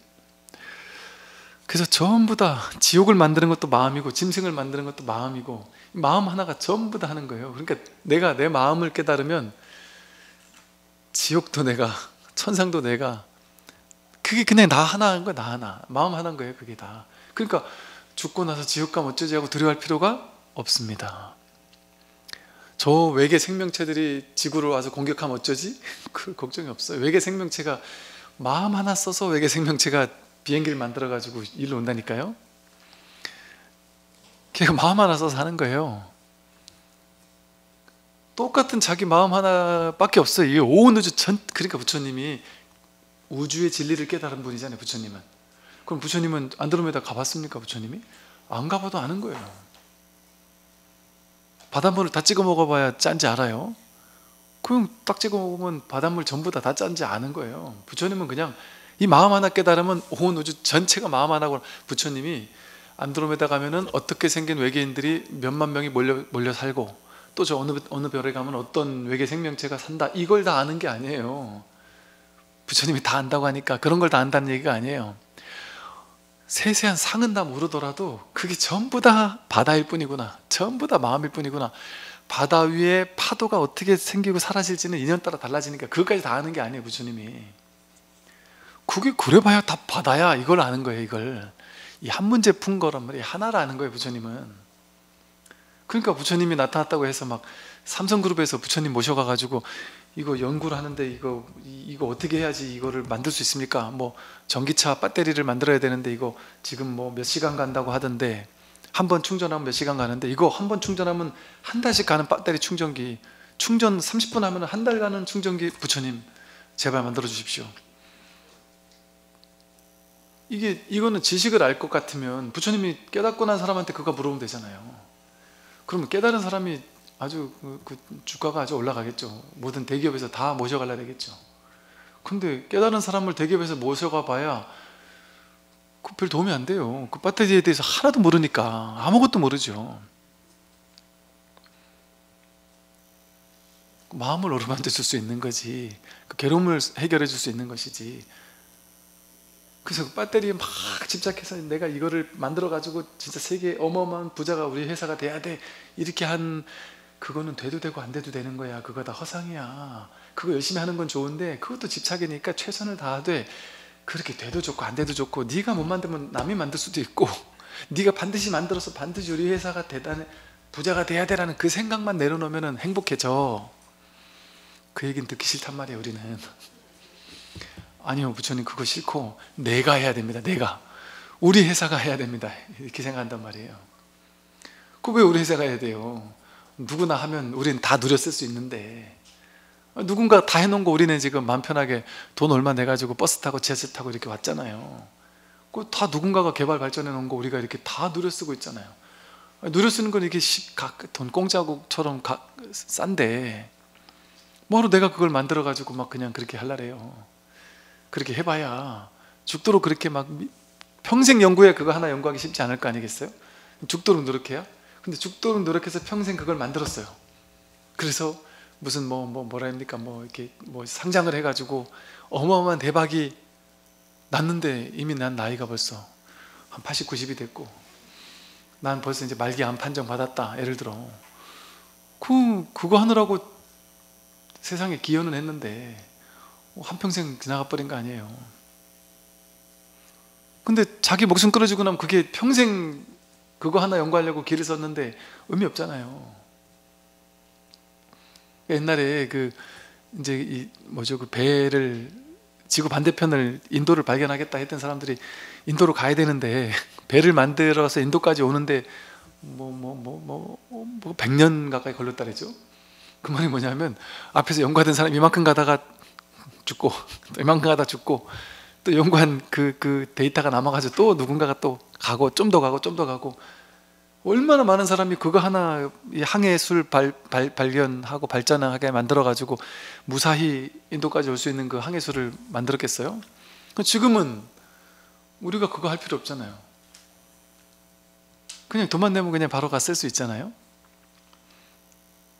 그러니까 그때는 그게 막 그냥 얼마나 중요한 거였겠어요. 그것만 해버리면 진짜 엄청난 부를 누릴 수 있다고 생각하면서 그거를 했을 거 아니겠어요. 근데 지금 우리가 봤을 때는 그게 뭐라고 그렇게 목숨까지 걸어가면서 쟤네들이 저렇게까지 했을까. 그러니까 지금 내가 생각했을 때는 이게 어마어마하게 중요한 것 같지만, 큰 역사에서 이렇게 내려다보면, 그래서 달나라 가서 지구를 보면 그렇다 하듯이 삶 전체를 조망하는 이 관의 입장에서 전체를 바라보면 내가 그렇게 중요하다고 여기는 이게 아무것도 아니라니까요. 나에겐 엄청 중요한데 아무것도 아니라니까요. 머리카락 하나 하얘지는 게 뭐가 중요하겠어요, 세상에서. 근데 그걸 중요하다고 여기기 시작하면 본인은 스트레스 받을 수 있잖아요. 남들이 이 80억 인구 중에 한 명이 나한테 너는 능력도 없고 정말 넌 얼굴 왜 이렇게 상했니? 이 말 한마디를 누군가가 했다. 그게 이 세상에 뭔 영향을 미쳐요? 그게 뭔 의미가 있어요? 근데 나는 그걸 붙잡아 버리면 스트레스 받아 죽겠는 게 된단 말이죠. 그래서 사실은 세상은 그렇게 인연따라 생기고 사라질 뿐이지 그 근본에는 아무 일이 없어요. 아무 일이 없습니다. 그냥 이 마음 하나뿐이에요. 세상은 너무 심플하고 단순한 거예요. 그러니까 이 드러난 모든 것들이 전부 다 마음이에요, 그냥. 근데 이 마음은 실체가 없어요. 모양도 없고 크기도 없고. 그러니까 어젯밤 꿈에 등장인물이 많았잖아요. 등장인물이 많았고 뭐 세상이 있고 우주 있고 빌딩도 있고 뭐 많았을 거 아니에요.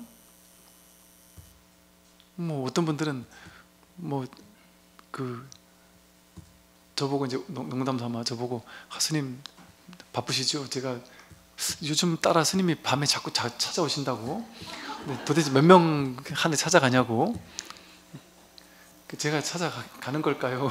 본인들이 그걸 자기가 만든단 말이에요. 순식간에 만든단 말이에요. 부처님도 만들고 예수님도 만들고 막 푸틴도 만들고 순식간에 그냥 단박에 그 꿈의 세계를 단박에 만들어 버려요.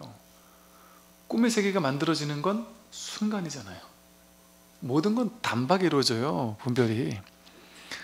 꿈속에서 뭐 옛날 이만할 때부터 이렇게 막 이게 역사가 막 이어오면서 그렇게 시작되는 꿈은 없잖아요. 아담과 이브에서부터 막 뭔가 이렇게 막 꿈이 시작되는 게 없잖아요. 그냥 꿈 시작하면은 세상이 자기가 분별한 세상이 탁 나타났다가 꿈에서 딱 깨버리면 그 세상이 일시에 사라져 버리잖아요. 그게 다 꿈속에 있을 때 남인 것 같고 다른 존재인 것 같잖아요. 그런데 그 꿈속에 있던 그 모든 존재가 명백하게 그때는 진짜인 줄 알았는데 명백하게 내 마음 하나잖아요. 내 마음이 이게 꿈으로 드러난 거잖아요. 그러니까 꿈이 약간 이런 역할을 한다 그래요. 이건 뭐 그렇게 뭐 정리하라는 얘기는 아니고요. 꿈이 드러나는 것은 나에게서 어떤 해소되어야 할, 어떤 해결되어야 할 어떤 쌓여있는 어떤 업 같은 것들이 좀 이렇게 뒤죽박죽 되어서 이제 막 이렇게 드러난다, 뭐 이런 얘기를 하는 사람도 있고, 또 어떤 큰 현실에서 약간 예지몽 같은 거를 하는 경우는 이럴 수 있다 그래요. 이게 너무 충격이라 이 사람이 너무 큰 충격을 받을지 모르니까 약간, 또는 우리가 기억나는 꿈이 있지만 기억 안 나는 꿈도 있다는 거죠. 기억 안 나는 꿈 속에서 그 충격을 미리 몇 대 얻어맞고 있다는 거죠. 그래서 약간 좀 이렇게 단련이 돼 가지고 이제 현실이 탁 드러난, 뭐 이런 얘기를 하는 사람도 있더란 말이죠. 즉 자기 마음이 드러났다는 거 아니에요. 그 꿈이라는 것은. 그 꿈도 마음이 드러나서 꿈을 만든 거잖아요. 근데 그건 다 동등한 마음 하나잖아요. 내 마음 하나잖아요. 내 마음 하나가 그 우주를 어젯밤에 만들었잖아요. 근데 우리 참마음 하나가 지금 이 우주를 만들었단 말이죠. 이 우주를 만들게 누구 마음일까요? 내 마음이란 말이에요. 각자 자기 마음, 내 마음이란 말이에요. 내 마음이 이걸 만들었는데 진짜 같잖아요. 왜? 분별의 꿈을 꾸고 있으니까. 지금 꿈속에 있는 거예요. 우리가 지금 분별을 꿈꾸고 있단 말이죠. 그러니까 이게 진짜 같은 거예요. 근데 이것이 어젯밤 꿈처럼, 그러니까 꿈이 참 절묘하지 않습니까? 매일 밤 이렇게 힌트를 주는 거예요. 진리에는 이런 거다라고 힌트를 이렇게 명백하게 매일 밤 꿈이 힌트를 주고 있는데 우린 그거를 모르고 살았단 말이에요. 매일 밤 꾸면서도. 이게 그대로 꿈이고 이게 그대로 둘이 아니에요. 마음 하나예요. 여러분이 마음 하나고 제가 마음 하나고 우리 모두가 같은 마음이에요. 같은 꿈이고 같은 마음이에요. 다르지 않아요. 근데 꿈속에 있을 땐 내가 저 사람하고 얘기했어, 내가 저쪽에서 뭐 엄청난 큰 소음을 들었어 이러잖아요. 꿈속에서 막 번개도 치고 난리가 났어 이러잖아요. 근데 꿈을 깨고 나서 그 꿈을 가만히 떠올려 보면 어때요? 내가 만난 이 꿈의 우주 전체가 뭐랄까 이렇게 통으로 보이지 않아요? 통으로 보이고 통으로 경험되고 그 내 마음 안에서 번개도 쳤고 빌딩도 있었고 사람도 있었고 이 사람도 있었고 저 사람도 있었고 막 비행기를 타고 여기서 저기도 왔다 갔는데 그게 전부 다 꿈속에서 일어난 일이었죠. 그냥 꿈 아니었단 말이에요. 꿈 안.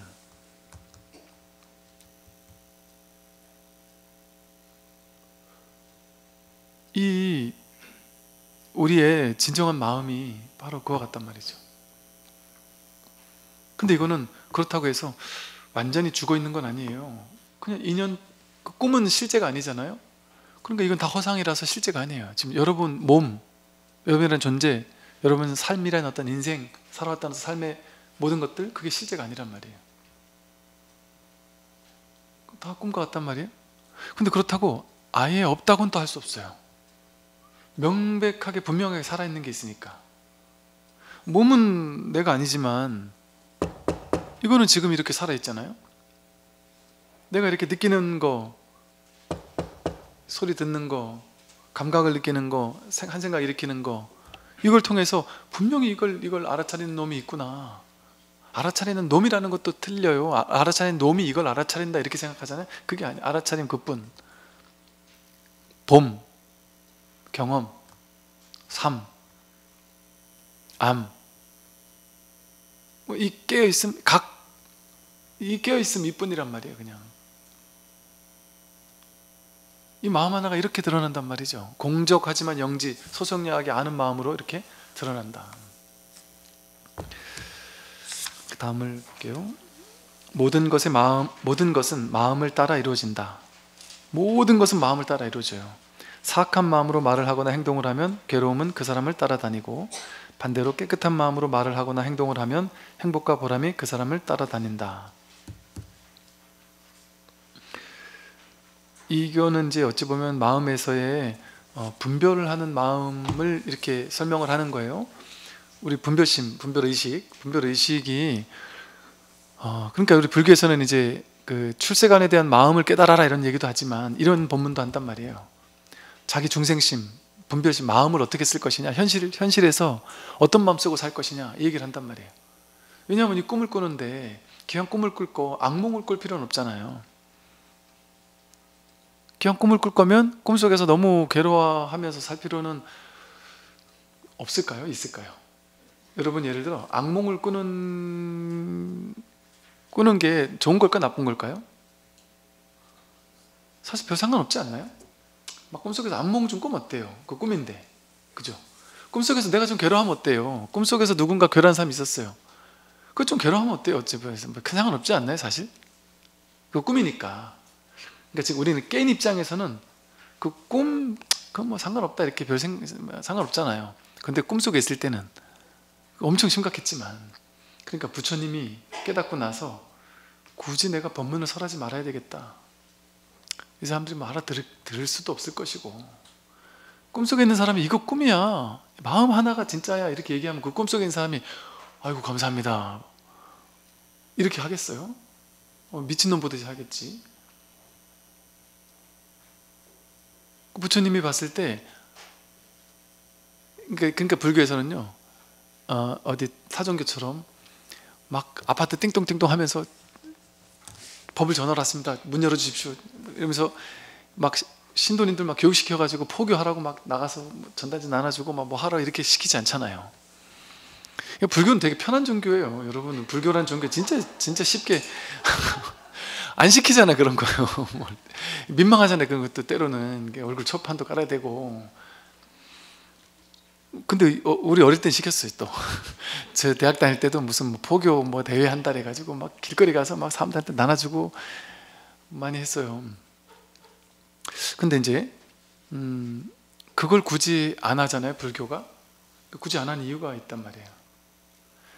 저 사람이 괴로워하는 거를 좀 이걸 굳이 해주면 좋겠다 하는 책임지심, 어떤 이렇게 자비로운 마음은 있죠. 근데 그래서 최선을 다해서 하긴 할 수 있단 말이에요. 근데 그 사람이 아직 시절이 안 되면 아무리 해도 안 되거든요. 그럼 그냥 냅둬요. 그냥 따라 뭐 왜 냅두겠어요? 이게 실질적인 괴로움은 안 냅두죠. 어떤 일이 있어도 얘가 아무리 싫어해도 이걸 끄집어 가지고라도 쇠고랑을 차서라도 극락세계로 딱 갖다 놔버리겠죠. 안 그래요? 네가 아무리 나쁜 거라도 네가 싫다고 하면은 오케이, 인정, 네 알아서 해, 이렇게 한단 말이에요. 불교는. 왜 그러냐면 그 괴로움이 실체적인 괴로움이 아니기 때문에 그래요. 자기가 괴롭다고 착각하고 있는 거예요. 그러니까 마치 저것과 비슷해요. 여러분 어른이잖아요. 어른 입장에서 이제 중학생, 고등학생 애가 어느 날 갑자기 태어나서 처음으로 사랑이라는 걸 하기 시작해, 짝사랑을 하기 시작해서 엉엉 울면서, 아니 고등학생 애가 엉엉 운다니까요. 막 자기 여자친구랑 헤어졌다면서 막 엉엉 울면서 죽을 것처럼 울면서, 근데 장병들이 정말 막 그냥 그 등치 큰 멀쩡한 애가 눈물을 펑펑 쏟으면서 울면서, 나는 정말 그 친구에게 버림받으면 나는 정말 죽을 겁니다. 저는 좀 그 친구 없는 인생은 살 수가 없습니다. 저는 제 모든 겁니다. 저는 제 목숨 바쳐 사랑할 수 있고, 저는 누구 둘 중에 누가 하나 죽어야 된다면 저는 제가 죽을 수 있고요. 모든 걸 다 갖다 바칠 수 있는 준비가 되어 있어서. 근데 그 친구가 찬단 말이죠. 그러니까 군에 오면은 그냥 차여요. 무조건 그냥 기본으로 차여요. 그럼 저는 이제 항상 신병들 들어오면은 항상 이렇게 주입을 시키고 가스라이팅을 해요. 여러분 여자친구 있는 사람 손 들어보세요. 손을 탁 들어요. 야, 80명이 손을 들었다 그러면, 야, 이 중에 한 10명 남으면 진짜 대단한 거고, 한 70명은 다 깨질 거고, 아마도 그 기본 같으면 거의 다 깨질 확률이 있다 이러면 막 난리가 나요. 막 오 이러면서 어떻게 그럴 수 있냐 이러면서 막 박수 치는 애들 있어요. 여자친구 없는 애들, 막 깨지고 들어온 애들. 처음에 그런 얘기 듣기만 해도 막 되게 막 인상 막 쓰고 막 진심으로 화내는 친구들도 있어요. 막 듣기 싫어하는 친구들도. 근데 그 얘기를 한 번, 두 번, 세 번 계속 해주다 보면 이 친구들이 마음에서 조금씩 준비를 해요. 아, 그래, 맞아, 혹시 몰라, 100%가 어디 있겠어, 하나 해줄 수도 있지, 알 수 없지. 그걸 제가 요즘엔 잘 지내야 될 때, 아이 스님 저한테 묻지 마세요. 우리 군종병들은 친하니까 저한테 묻지 마세요. 저는 무조건 안 헤어진다니까요. 걔가 저한테 목맨다니까요. 저는 절대 안 헤어지니까 걱정하지 마세요. 너는 안 좋아해? 아니 저도 좋아하죠. 저도 엄청 좋아하죠. 그래서 근데 넌 뭘 믿고 그렇게 당당해? 알 수 없다? 그렇게 얘기를 하면은 이 친구가 그러는 거예요. 제가 다 조치해 놨습니다. 어떻게 조치를 해놨는데 그랬더니, 제가 입대할 때 얘랑 같은 과, 같은 반, 같은 과 내 친구, 얘 친구, 그 친구 걔하고 셋이 같이 왔다는 거예요. 군에 입대하면서 얘한테 잘 부탁해. 얘가 잘 부탁해 이 말은 속으로 얘가 딴 남자 안 만나도록 나 없는 동안 잘 단돌이 해라 이 소리를 한 거죠. 그래가지고 이제 얘가 이제 그 감시도 하면서 이제 의리로 힘들다고 하면 같이 만나주기도 하고 이러면서 이제 큰일 날 일을 한 거죠. 돌아가면서 엉엉엉 울면서 이제 기대서 울다가 괴롭다라면 한 잔 먹어주고 하다가 둘이 바람나는 경우가 많다니까요. 되게 많더라니까요. 꽤 여러 건 저는 만났거든요. 근데 그때의 그때는 젊었을 때 애들에게는 그 우정이라는 것도 엄청 중요하잖아요. 사랑도 중요하지만 이 세상 무너질 일이죠. 세상에 제일 중요한 우정과 사랑이 하루아침에 무너져 버려요. 꼭 이렇게 사랑하던 두 우정과 사랑이 갑자기 증오로 바뀐단 말이에요. 이거 야 그래도 너희들 둘이 사랑해서 다행이다, 응원해주마 이러겠습니까? 응원 죽어도 못해요. 뭔 얘기를 하다 이런 얘기까지 하게 됐나 모르겠어요. 그래서요, 그 아주 중요한 것이 뭐냐면 이 현실 세계에서는요, 현실 세계는 단순해요. 간단해요. 어찌 보면 현실 세계는 마음 내는 대로 그렇게 훈습이 되는 거예요. 그러니까 이거는 연습하면 되는 거예요. 그래서 현실 세계는 연습하면 되는 거예요. 이 출세가는 연습한다고 되는 게 아닌데 문득 깨달아야 되는 건데, 현실 세계는 연습하면 되기 때문에 현실 세계를 바꾸고 싶다, 연습하면 돼요. 어떻게 연습하는 거예요? 착한 말, 예쁜 말, 따뜻한 말을 쓰고 착한 행동을 자꾸 하고, 자꾸 뭔가를 사람들에게 이렇게 연습 삼아라도 사람들에게 뭔가 작은 거 하나라도 나누어 주고, 그 나눠줄 게 없으면 따뜻한 미소라도 주고, 칭찬이라도 한마디 해주고, 웃어주고, 또 예쁜 행동을 하고, 이렇게 좋은 어떤 긍정적인 마음을 한 번 갖고 또 번 갖고 3번 갖고. 근데 그것을 머리에서 갖는 것보다 가슴으로 이제 느끼면서 정말 그런 점에서 우리가 이제 자신의 삶에서 장점을 찾아보는 거 있잖아요. 그 고맙고 감사한 점을 찾아보는 거, 그런 것들이 방편으로는 아주 좋은 방편이 될 수 있어요. 왜냐하면 저거 비와 비슷하거든요. 이렇게 어떤 스님이 이제 옷막을 짓는데 한 1000개 되는, 예를 들어 1000개 되는 벽돌을 쌓았다. 근데 다 싸고 나서 뒤에 가서 보니까, 하루 종일 쌓는데 다 싸서 뒤에서 보니까 2개가 삐뚤어졌다는 거죠. 그래서 큰일 났다, 이거 2개 저거 완전 망쳤다고 하고 막 절망하고 있었어요. 이걸 다 부숴가지고 어떻게 다시 짓나. 그것도 위에가 아니라 저 밑에 있는 것 같으면 다 무너뜨려야 되잖아요. 너무 스트레스 받고 있는데 옆에서 큰 스님이 지나가다가 완전하다, 지금 이대로 완전하다 이러고 가더라는 거예요. 저 스님이 지금 나보고 지금 장난하시나? 이게 어디가 완전하냐? 스님이 안 보입니까? 이렇게 했더니 그 스님이 그러더라는 거죠. 야, 998개 벽돌을 잘 해놓고 2개 잘못됐는데 넌 999점을 안 보고 2점짜리 마이너스만 보냐? 오늘 999개가 8개가 잘 됐고 2개 잘못된 게 왜 실패냐? 성공이지. 그거 성공 아니에요, 그거? 근데 우리는 잘못된 것만 확 도드라져 보이잖아요. 보이듯이 나에게 있어서 장점이 안 보여요. 사람은 장점이 990개가 있어도 단점 10개가 더 눈에 들어온다니까요. 그러니까 자기에 대한 장점을 볼 줄을 몰라요. 왜? 보려고 생각을 안 하니까. 그건 누구나 다 있는 건데 그게 뭔 장점이야, 이렇게 생각해요. 제가 진짜 인도 갔다가 느꼈던 것이요, 야, 진짜 내가 있다면, 내가 인도에 태어나지 않고 한국에 태어났다는 자체만으로도 정말 어마어마한 최상의 장점인 거고요.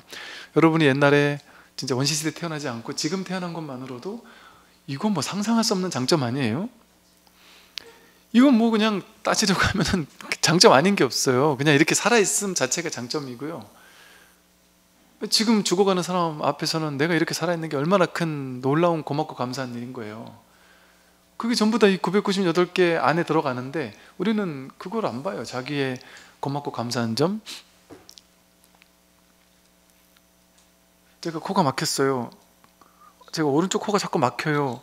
왼쪽 코는 뚫려 있는 장점이 있는 거 아니에요? 말하자면 어디가 안 좋아요 하면 딴 데는 좋다는 거 아니에요. 저 사람 꼴 보기 싫어요 이러면은 저기 멀쩡하게 눈이 이렇게 장님이 아니란 얘기 아니에요. 엄청난 장점, 엄청난 정말 감동 어린 삶이 너무나도 광활하게 펼쳐져 있는데도 불구하고 우리 분별의 의식 자체가 이것과 똑같은 거예요. 안 좋은 단점 2개만을 도드라지게 확 더 크게 보이는 거예요. 우리 몸에 아무도 그 사람 머리에 흰머리 하나 있는 거 안 보잖아요. 아무도 관심 없잖아요. 근데 아무도 관심 없고 전혀 보이지도 않는데 본인이 돋보기 가지고 어렵게 찾아낸 그 요만한 흰머리 하나 때문에 나는 스트레스 받는 거예요. 갑자기 우울해지는 거예요. 이렇게 덩치 큰 존재가 요만한 거 하나로 갑자기 우울해진다니까요. 그럴 필요가 있느냐 말이에요. 그게 다 자기 마음이 하는 일이잖아요.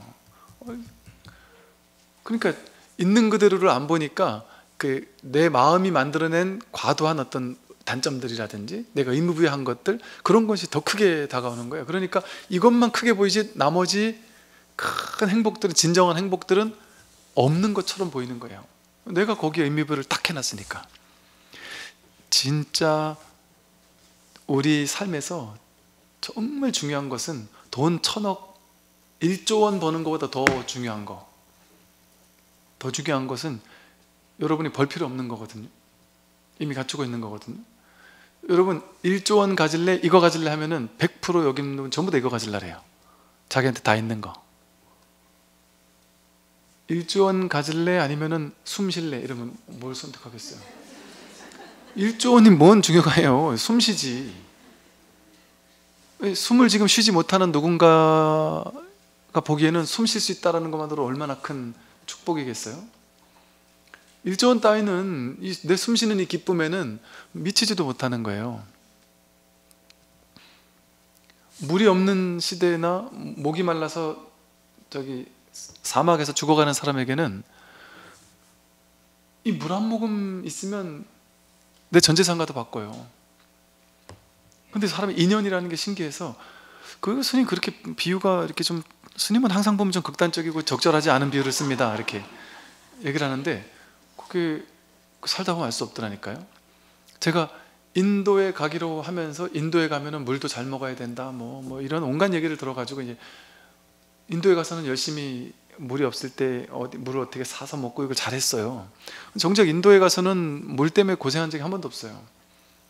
근데 인도 히말라야 가기 전에, 한국에서 히말라야 가기 전에 연습한다고 설악산 올라갔다가 물을 안 챙겨 올라가는 바람에 진짜 죽을 뻔했다니까요. 열 몇 시간을 걸어야 되는데 그 한여름에 아무도 없는데, 물이 없어도 나는 괜찮겠지, 왜냐하면 한여름 그렇게 뜨거울 때는 안 가봤거든요. 근데 내가 그걸 깨닫게 하려고 했는지, 제가 산에 입구에서 물 사가지고 올라가야 되는데 입구에서 편의점에 들어가야 되는 그 타임에 전화가 온 거예요. 중요한 전화가. 전화 받다가 전화 끊고 나니까 벌써 중턱이 올라와 있는 거예요. 그때 이미 늦은 거예요. 이제 물 사러 못 가는 거예요. 가지고 에이 뭐 우습게 봤죠. 야, 후다닥 가면 되지, 내 체력 하나는 뭐 타고났는데 뭐 후다닥 가면 되지 하고, 후다닥 8시간 9시간을 가면 되지 생각한 거예요. 그랬다가 진짜 죽을 뻔했거든요. 그래서 그때 느낌이, 와, 내가 히말라야 가서 죽는 게 아니고 이렇게 평범한 오후에 이렇게 평범하게 조금 전까지 그냥 아무 일 없이 이렇게 있던 사람이 이렇게 죽을 수 있다는 게 너무 어이가 없는 거예요. 난 아직 할 일이 많이 남았는데 정말 너무 어이가 없더라고요. 야, 내가 이렇게 죽나? 내가 이렇게 누워가지고 있으면서도, 누워서 내가 이렇게 길에 누워 있으면 사람 지나가다가 무서울 테니까 그냥 저 뒤에 바위 뒤에 숨어서 죽어야 되나? 그 생각이 올라오는 거예요. 진짜 희한하게. 남들 놀래키면 안 되니까, 이게 또 내가 이렇게 막 이렇게 썩어가는 게 남들 보면 좀 그러니까, 저 뒤에 가서 죽어야 되나? 여기서 죽어야 되나? 그 생각을 하다가, 야, 내가 진짜 죽긴 죽을래나? 그때 느낀 게 참 신기하더라고요. 야, 사람이 이게 똑같은 거 아닙니까? 여러분이 이것과 똑같지 않나요? 이게 어이없는 비유라 그러겠지만, 그건 스님 이상한 거지 이렇게 생각하겠지만, 이게 뭐가 똑같으냐 하면, 우리는 평화로운 오후에 평화롭게 운전을 해서 집에 갔다가 뭐 마트 갔다 집에 갔다 맨날 하잖아요. 그게 평화로운 오후지만 어느 날 갑자기 누가 술 취한 사람이 와서 내 차를 박을 수도 있잖아요. 그럼 갑자기 죽는 거 아니에요? 그거 똑같잖아요. 인연이 화합해버리면 이 평화로운 시대라고 해서 죽는 일이 벌어지지 않지 않는단 말이에요.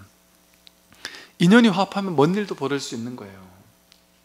그 인연에 달려있지 나에게 달린 일이 아니에요. 그거는 내가 아무리 준비를 잘한다고 해서 그 준비 잘한다고 되는 일이 아니더란 말이죠. 이렇게요. 뭐랄까, 그래서 현실에서 살 때는 그냥 단순해요. 나의 정말 고맙고 감사한 것을 자꾸 보고 감사해하고 감동하고, 작은 꽃 한 송이를, 제가 가장 큰 감동은 저거였다니까요. 꽃 한 송이에서 느껴지는 그 감동, 하늘을 바라볼 때 그 감동. 저는 참 제가 참, 야, 공부가 좀 덜 됐다 하고 엊그제 망상을 또 이렇게 부려본 게, 내가 이게 공간에서 아직 해탈을 좀 못했나 보다 싶은 게, 그 부산에 햇볕 한 점 안 들어오는 그 제 골방에 앉아가지고 이렇게 매연 냄새 맡고 소리 뭐 올라갔다 내려갔다 하는 소리 맨날 들어가면서, 그러고 한 2년을 이렇게 밖에 나가면 다 이게 아파트니까 사람들 많고 하니까 그냥 나가기도 이 족쇄 같아요, 옷이. 그래서 나가기도 뭐 하고, 그 안에 이렇게 같이 살다가 또 상주에 있으니까, 와, 정말 너무나도 아름답고요.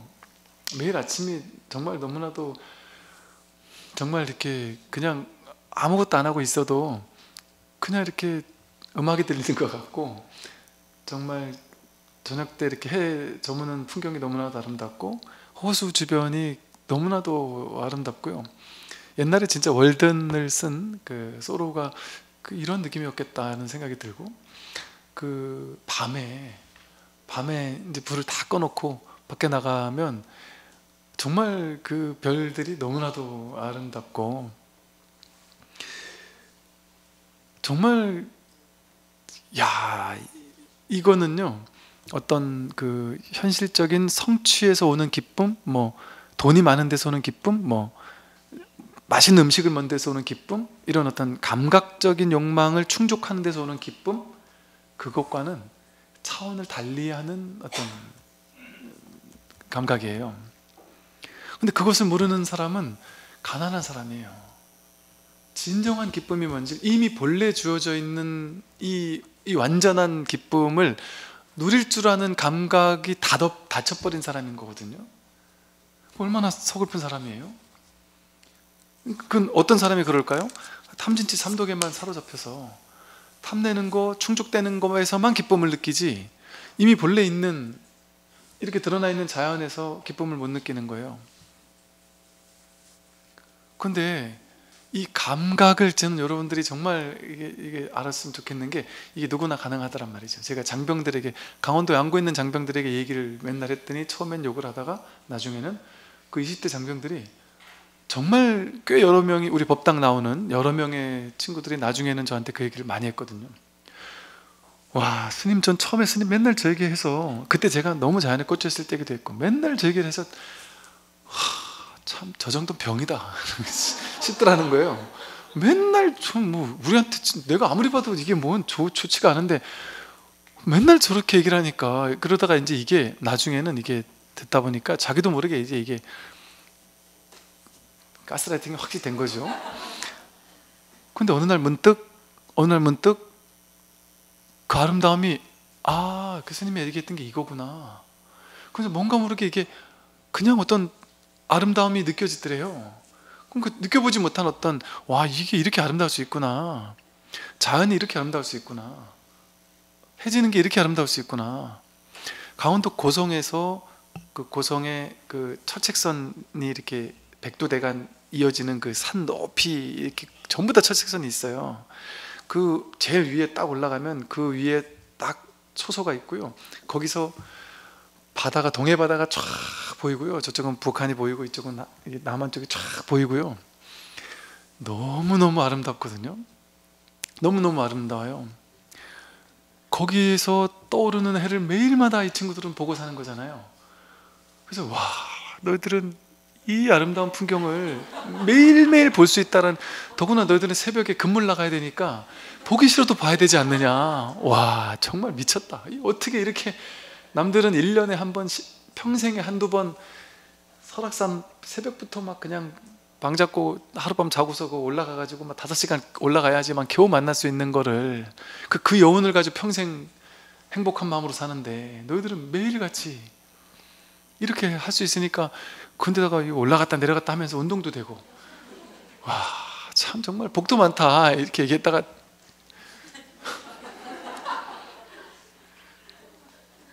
근데 그게 시간이 지나면서 그 친구들이, 정말이네요 스님, 해 뜨는 게 이렇게 아름다울 수가 없어요. 정말, 와, 이거를, 그래서 그런 얘기를 하는 거예요.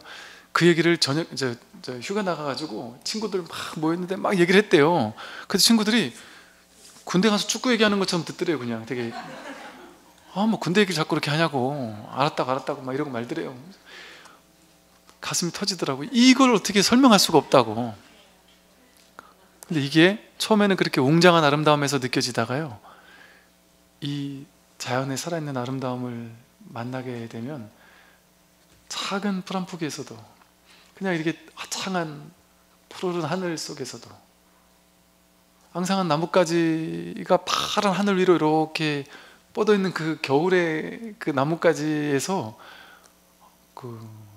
이거 말로 표현할 수 없는 어떤 고요한 충만감, 뭐라고 얘기할까요? 그런 것들을 느껴요. 근데 그건 가장 큰 부자예요. 그건 정말 그거 이상의 어떤 풍요로움이 있을까요? 왜? 그것은 본래 구족되어 있으니까, 늘 누구나 만날 수 있는 거니까. 다만 그걸 마주할 수 있는 봄이 없는 거예요. 봄.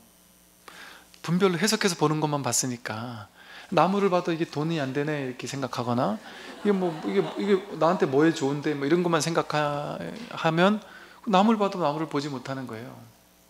그 봄이 분별로만 보는 게 익숙해 있으니까 있는 그대로 마주하는 그 봄에서 느껴지는 그걸 모르는 거죠. 여기까지 말씀드리겠습니다. 공부하십시오.